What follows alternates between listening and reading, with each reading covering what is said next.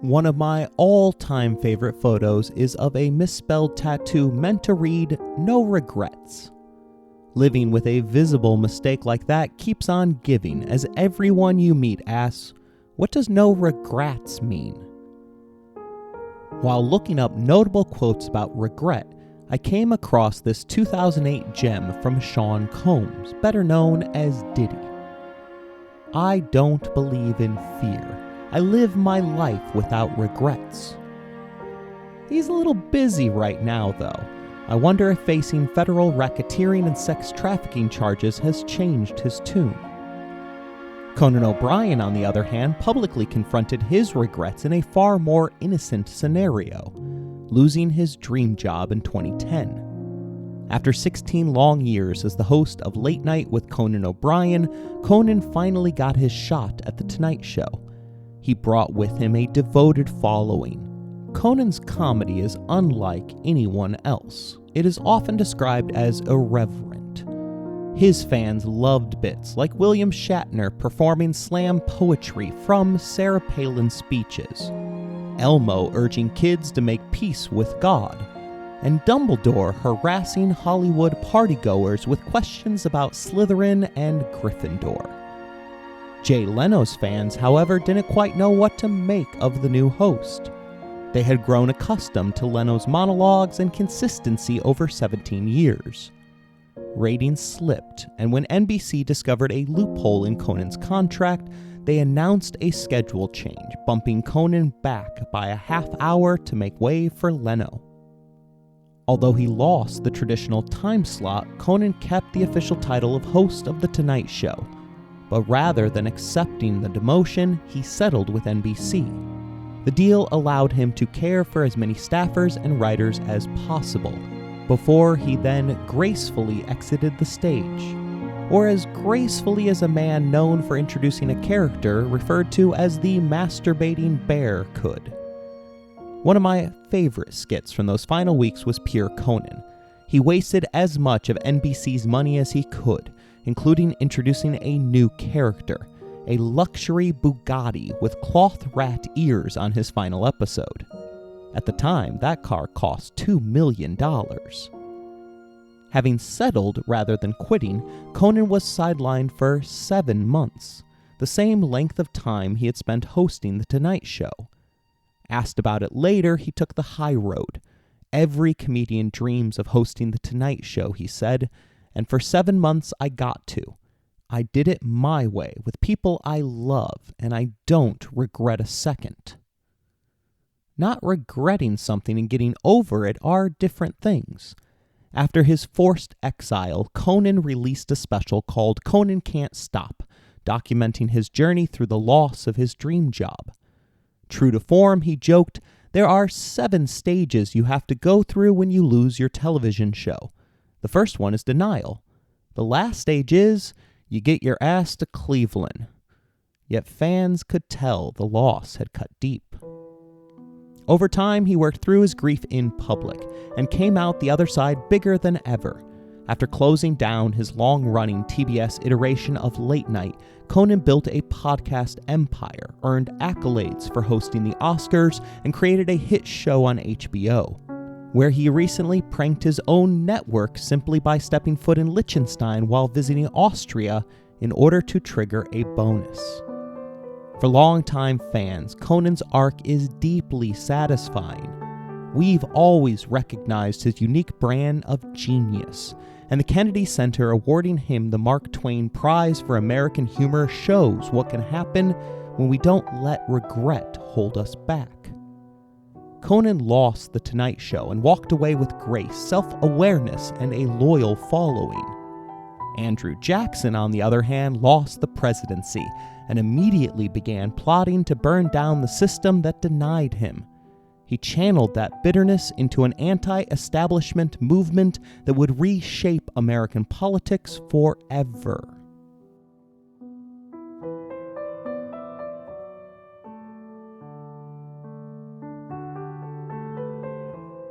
You're listening to Empires, Anarchy, and Other Notable Moments, a podcast designed for deep dives that assist in the teaching of history. This series focuses upon America's 7th president, Andrew Jackson. Episode number 5, Tyranny of the Majority.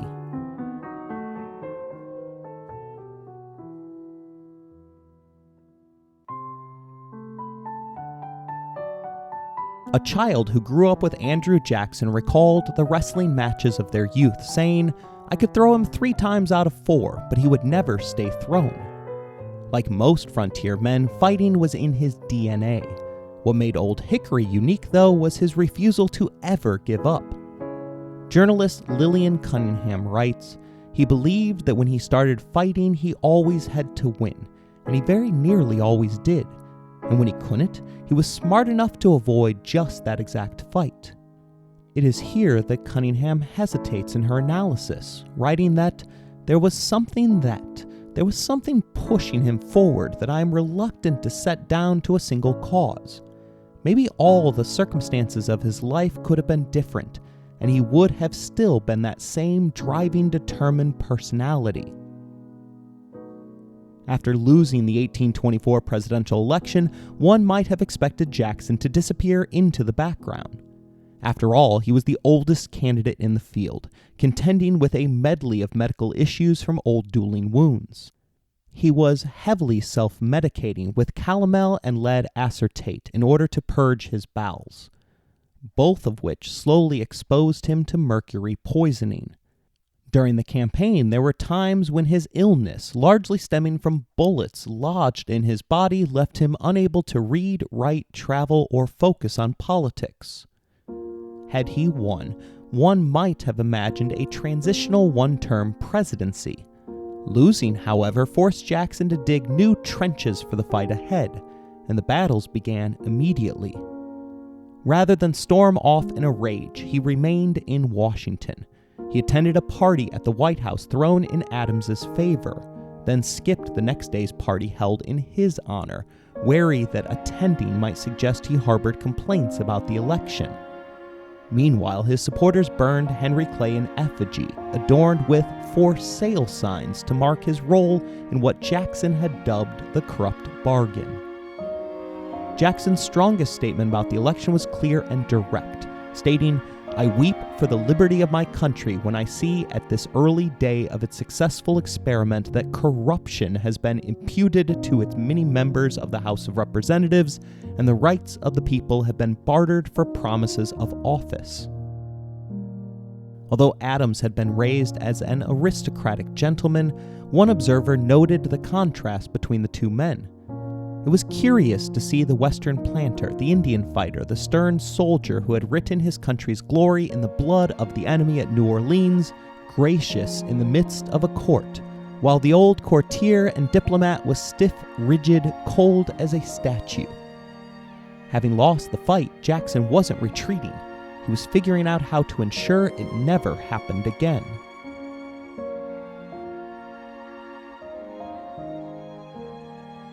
The circumstances that led the House of Representatives to decide the presidency were partly the result of there being no organized second party. Election day had functioned more like a primary than a general election. Had the contest been a head-to-head between Jackson and any single opponent, he had reason to believe that having won both the Electoral College and the popular vote, he would have emerged victorious. With little interest in the legislative branch, Jackson resigned from Congress with 5 years remaining on his term. It was the second time he had left Washington with a reputation as an ineffective lawmaker. He had also been privately offered a role in Adams's cabinet. The offer aligned with Adams' hope of assembling a team of rivals: Calhoun as vice president, Clay as Secretary of State, Crawford as the Treasury, and Jackson as Secretary of War. Both Crawford and Jackson declined, however. In classic Monrovian fashion, the president-elect was trying to unite his opponents, putting men he had defeated into his cabinet. He floated Jackson's name for the War Department, and despite 8 years of relentless criticism of Crawford's character and capabilities, invited the Treasury Secretary to remain in office. Jackson's allies rebuffed the offer before it was formally extended, while Crawford, sincerely touched by Adams' unexpected proposal, politely declined another term. The strangest outrage came from South Carolina's John C. Calhoun. Elected as vice president for the incoming administration, Calhoun claimed the corrupt bargain was the most dangerous stab which the liberty of this country has ever received. Meanwhile, the president and his new Secretary of State hunkered down, expecting the storm to pass, and immediately began implementing the American system. This plan called for massive infrastructure investments, a congressionally authorized protective tariff, and the reauthorization of the Second Bank of the United States. Historian David Callahan explains, dismissing Jackson as a celebrity soldier, Adams and Clay had never understood the true nature of his appeal. Unwittingly, they handed the general the perfect political bludgeon, one that dramatically corroborated every single charge he had ever leveled against corrupt political practices in the Capitol, and Jackson gleefully began using it to beat them to their political deaths. The Nashville Gazette proclaimed the general a candidate for the next presidential election before Adams had even been inaugurated, a mere 7 months after the president took office. The Tennessee state legislature nominated Jackson for the second time. For wary voters, 1828's perpetual campaign had already begun.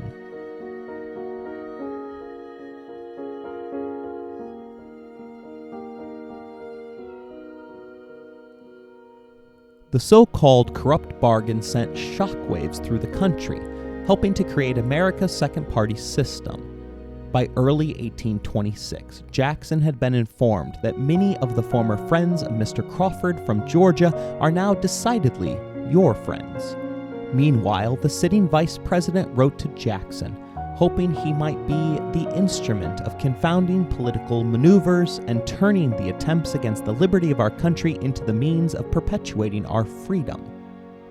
That summer, Calhoun went further, telling Old Hickory that he would actively support him in the upcoming election, despite the fact that John Quincy Adams intended to run for a second term.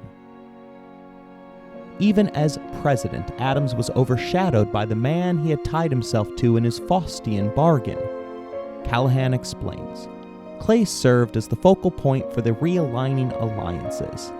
Adamsites needed Clay and his Western supporters to sustain the new administration, while each faction in the opposition gained politically from undermining the new Secretary of State. Jackson courted voters from the western frontier states. Calhoun blocked his similarly aged rival, and Crawford's Southern supporters prevented any alliance between Clay and the Clintons controlling New York. Part of the sidelining of the president was his own doing. Adams had earned the title of the last notable president, a phrase with two meanings. First, Adams was the last in a line of aristocratic elite stretching back to George Washington. Second, the phrase describes a leader who viewed himself as unaccountable to the people. Rather than serving as an inducement to voters while in office, Adams believed he had been chosen to make the hard decisions himself. He was willing to build a team of rivals, men with differing viewpoints, so that he alone could decide the nation's course. Historian James Henretta describes Adams as aloof, inflexible, and paternalistic. When Congress rejected his activist economic policies, Adams accused its members of following the whims of public opinion and told them not to be enfeebled by the will of our constituents. A key part of Clay's American system included protective tariffs to grow the Northeast's manufacturing sector at the expense of cheap English imports. Nearly all of Adams' limited political capital was exhausted in securing its passage. Jackson's most important ally emerged in Martin Van Buren, the New Yorker who had run Crawford's campaign. Nicknamed the Little Magician, Van Buren used every political trick in the book to bog down the president's legislative agenda. Meanwhile, Adams alienated Southerners with his support for the remaining Creek Indians in Georgia. Historian Peter Cozens notes, "No president was truly a friend to the Indian, and James Monroe and John Quincy Adams both advocated voluntary emigration of the southeastern tribes. Neither pressured the tribes to move, however, and Adams also opposed Alabama's attempt to exercise legal jurisdiction over Creeks living within state boundaries, recognizing in the scheme the seeds of forced dispossession. Historian Lynn Hudson Parsons reflects, in retrospect, Jackson's victory seems all but foreordained. A minority president to begin with, Adams lugged the baggage of his Federalist past, his forbidding intellect, the puritanical temperament. Never personally popular, he seemingly courted and perhaps privately relished defeat. Almost daring the country to support him, he deliberately overreached with a provocative legislative program, disdained to humanize his image, and deployed the presidential patronage only clumsily and unwillingly. Henrietta adds, rather than run for re-election in 1828, Adams stood for it, telling friends, "If my country wants my services, she must ask for them." But that narrative overlooks the work Jackson was doing behind the scenes.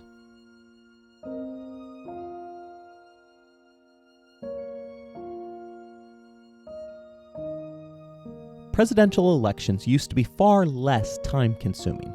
The arrival of Monroe's second term, however, had set off a 4-year frenzy within his cabinet over who would succeed him. By this point, Andrew Jackson had been positioned as a presidential contender nearly 4 years in advance. He largely maintained the political infrastructure he had built during the 1824 campaign, broadening it by securing endorsements from former rivals. The electorate was also expanding. Suffrage was moving beyond white landowners, and the shenanigans of 1824 pushed American democracy in a new direction. While 6 state legislatures had selected presidential electors in 1824, only Delaware and South Carolina would do so 4 years later, a development directly connected to the public's dissatisfaction with the House for disregarding the popular vote winner. As property ownership requirements began to vanish, Andrew Jackson positioned himself as the champion of the common man. He labeled his new political party the Democracy. Despite the fact that today's Democrats trace their roots back to Jackson, the party's inventor would likely be considered a Republican in modern terms.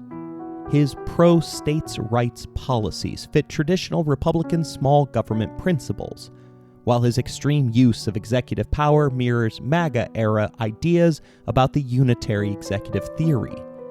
Jackson's opponents dismissed the party and its followers as jackasses.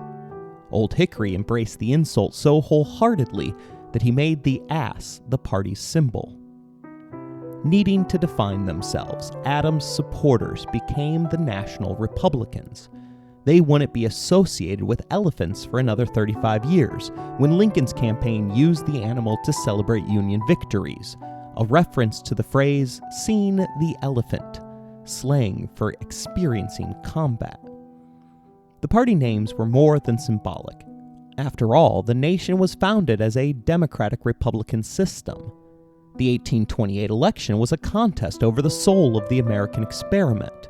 Would the nation lean into its Roman Republic roots, with capable men guiding the people, or would it descend into a full-blown democracy, where the people wielded extreme executive authority?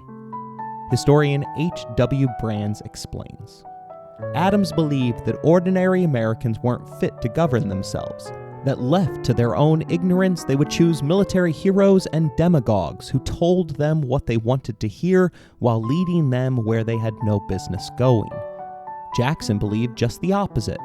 Democracy was not a perversion of the Republican promise, but its perfection, or at least a large step toward perfection.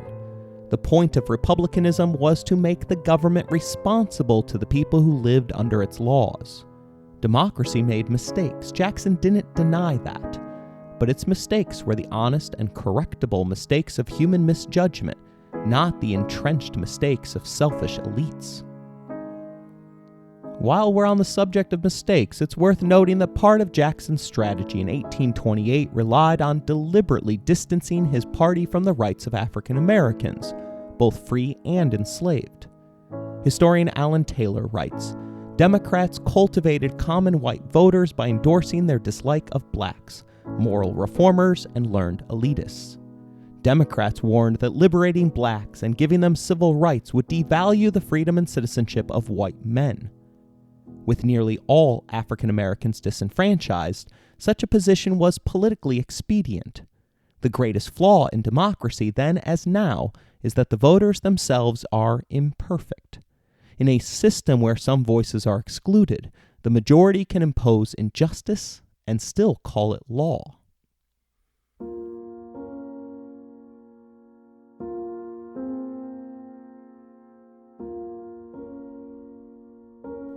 As the calendar turned to 1827, both campaigns ramped up in preparation for the general election, and as the date approached, the attacks only grew more vicious. PBS points out that negative campaigning has always been a feature of American politics, but even among a long history of dirty campaigning, the campaign of 1828 stood out as the worst. Attacks on Jackson were unparalleled in American political history. His opponents accused him of murder, gambling, slave trading, and treason. They called him a military chieftain and claimed his mother was a prostitute, his father a mulatto, and his wife a bigamist.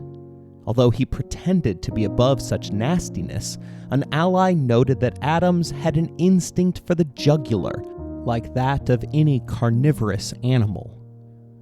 Despite presenting himself as the tough-as-nails soldier, Andrew's wife recalled finding her husband in tears, blabbering, "Myself I can defend, you I can defend, but now they have assailed even the memory of my mother." Jackson fought back, accusing Adams of installing gambling tables at the White House, skimming off the top of the nation's finances, and even pimping women for the Tsar of Russia during his diplomatic service. As the attacks worsened, Adams disengaged, leaving his supporters to handle the dirty work. Jackson, on the other hand, waded deeper into the fray, and it didn't help that many of the accusations leveled against him were true. After all, he had married another man's wife. He had also shot 6 of his own men for desertion. His popularity was entirely based upon the fact that he had brutally murdered the nation's enemies. Salon magazine explains, echoing the modern-day 2004 election when military hero John Kerry was swift-boated by George W. Bush, Jackson's military successes were turned against him. He was accused of disobeying direct orders when he successfully subdued Spanish Florida in 1819, the equivalent of invading a foreign country. In New Orleans during the War of 1812, his declaration of martial law and his harsh military rule became a campaign issue, even though it had actually happened after the war was over.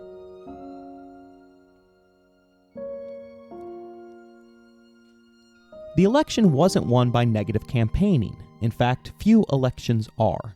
People usually prefer voting for something rather than voting against something. For Jackson, the key was his electoral college strategy, a buzzword modern political strategists still love. He understood intimately that he had to win enough electoral votes to become president, and his campaign team crafted policies designed to secure votes beyond his traditional region of support. Henrietta explains, Jackson's message appealed to many social groups. His hostility to corporations and to Clay's American system won support from Northeastern artisans and workers who felt threatened by industrialization. Jackson also captured the votes of Pennsylvania ironworkers and New York farmers who had benefited from the controversial Tariff of Abominations. Yet by astutely declaring his support for a judicious tariff that would balance regional interests, Jackson remained popular in the South. Old Hickory likewise garnered votes in the Southeast and Midwest, where his well-known hostility towards Native Americans reassured white farmers seeking Indian removal.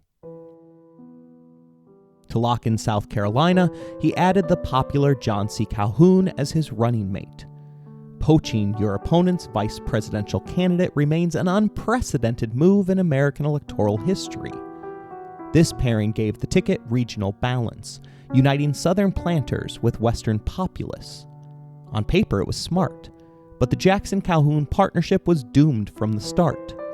Calhoun's deep commitment to states' rights and nullification would clash with Jackson's pro-union stance. Indeed, Jackson would later remark that he only had 2 regrets in life: that he didn't shoot Henry Clay and didn't hang John C. Calhoun. The final result was a landslide by any measure. Jackson won 56% of the popular vote and 68% of the Electoral College.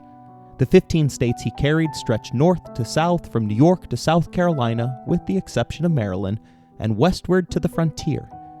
John Quincy Adams, son of Federalist John Adams, managed only the Northeast and a few small states.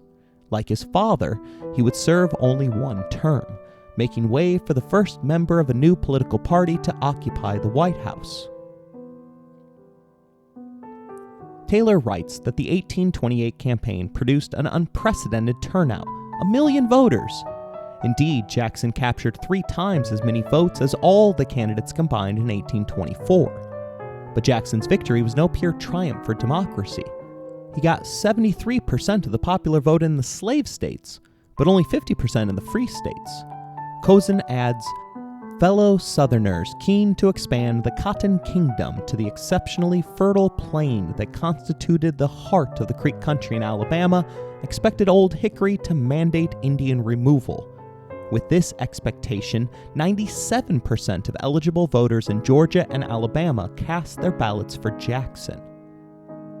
At 61 years of age, Andrew Jackson became President of the United States of America.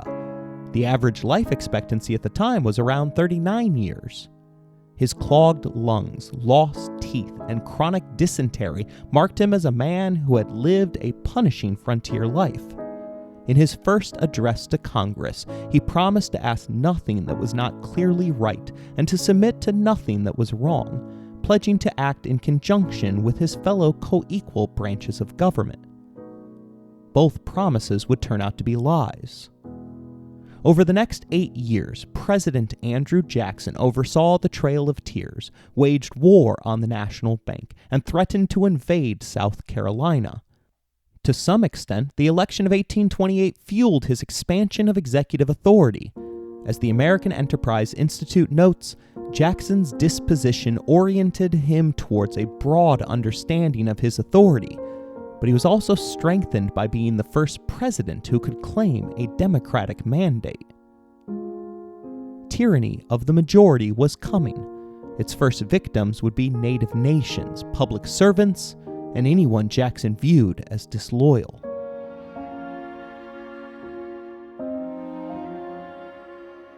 I hope you enjoyed today's episode. If you would like to interact with the show, you can email us at resourcesbylowery@gmail.com or find us on Bluesky beneath the handle EmpiresPod. If you would like to financially support the show, please look in the description for more information. As always, thank you for listening, rating the show, and spreading the word.